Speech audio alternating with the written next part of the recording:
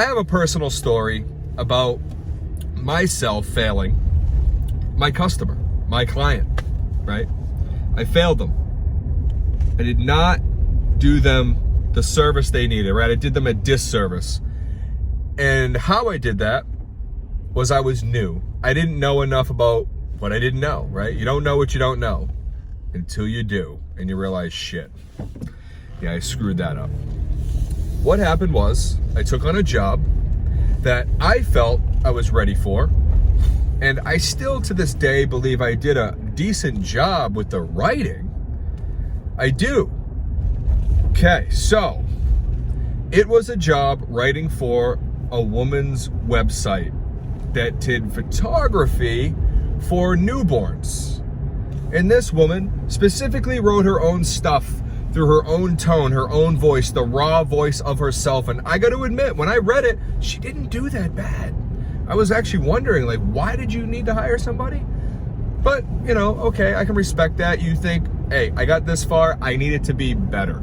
So she hired me without even interviewing me, which that was a newbie mistake on her end. I mean, it's not like you hire somebody every day when you are running a company all the time. That is always the next step for you when you want to progress and have more reach with your business. Okay, so they hire me, or she hires me.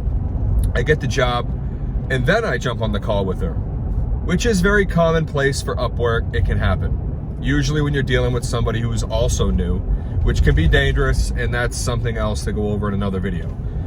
So, okay, we jump on the call. I have a list of questions for her.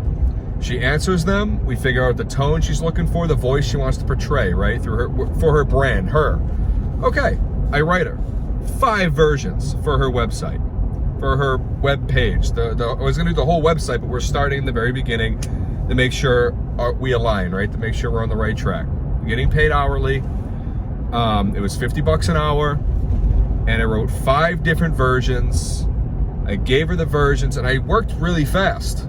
I wrote 5 versions, I think, in 3 hours for the first couple pages of her website. And she got back to me and was like, I'm so sorry. It's my fault. I misspoke on our call. And I'm like, misspoke? What do you mean? Oh, that's not really me. That's not really my voice. I don't know why I said that. It's who I want to be, but it's not really me. I apologize. And then we went back and forth. Now that caught me off guard. Not what I expected, right? And a lot of us, we're like, we know we did a good job. We're gonna get a good oh, she's gonna love it. And then they don't. You're like, ah! But when she said what she said, I was like, okay, it's not me. So that, whew. Okay. So I went back to the drawing board. That was just feedback. That's normal, guys. That's all normal stuff. This is all normal.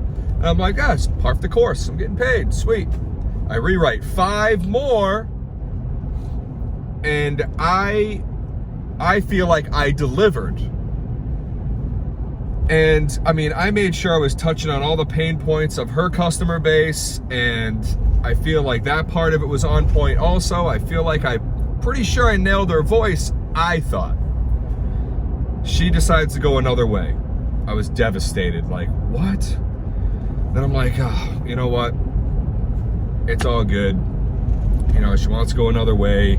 Maybe she wants a woman to write it. You know, maybe I'm not getting it because I'm not a woman, right? I'm not a woman running a business. You know, I didn't have any kids at the time. So I'm like, maybe I'm just not seeing it through that lens either. All right, you know, hey, move on. It's a learning experience. Well, I'm like, hey, I got to get a good review. I did everything she asked. I feel like I went above and beyond. The review, I think it ends up being like a 3.8, on the Upwork. Everything was a 5, I believe, except skills was a 1. I'm like, what? And they didn't. All they said was, did they write anything? I don't think they did. It was just based on the stars, and it was, I read it. Yeah, they didn't give any actual written review. And on Upwork, the only way to see it is if you leave a review. And I left one that was, you know, it was nice. You know, it was nice. I didn't even, say anything about her changing her mind. I just being very, hey, we just went our separate ways. She was looking for something else, something along those lines. I feel like, really, it wasn't my skills. You messed up. And that's where I messed up. That was my mistake right there. That's where I failed. It was not her mistake. She's just trying to get it done. She's expecting, right? She has expectations. I didn't deliver on them. Where did I mess up? I'll tell you. I did not ask her the proper questions, right? I didn't get deep enough into her personal space in her head. Now, that can be intimidating for somebody on both sides of that phone call. And the other part that I messed up was I did not explain to her that this could be a process, or it will be a process, where I may have to pry into some personal stuff. I have to get to know you, because it could take 5 different revisions to get where we need to go. And obviously, once again, that's because I was new, right? I was new, because if I was experienced, I would have had better questions. And I also would have told her to expect it not to sound exactly the way she wanted in the very beginning. It can happen. That way, if she did decide to go another way, she would have been like, hey, he explained all this. He knows what he's talking about. And it happened, and I still feel like I want to go the other way. So the ball would have been in her court, and there's a good chance I wouldn't have got such a shit review. Or she might have been like, hey, and kept going with it, because she knew that I explained that it was going to be a process and it was going to move forward and upwards to be something great. Now, Upwork does something where I could delete that because I have top rated status. I have not. I keep it up. I'm keeping it up for a way worse review if that ever happens. This one, I leave it up as a reminder. It hasn't lowered my score. I still have 100% success rate because I have so many other jobs where I've done very well. So I leave it up there as a reminder to myself, and obviously saving that bad review for something if I ever really goes bad.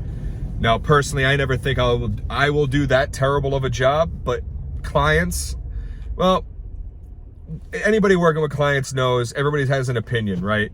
And the more people you work with, the higher chance you're gonna have a bad review. It's all normal. Don't be scared of it. Just get out there and do it. Do your best, overachieve, and you're gonna do just fine. You just gotta keep doing.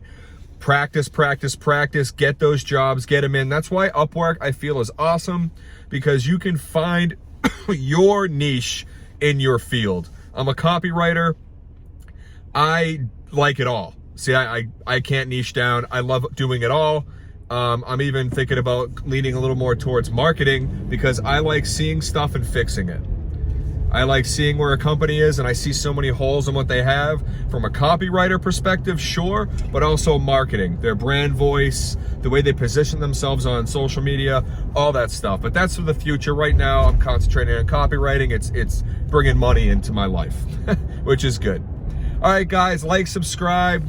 I hope you got something out of this personal story of mine on the journey of failing, but failing forward. That's important. We want to fail and fail forward. Stay tuned to the next one.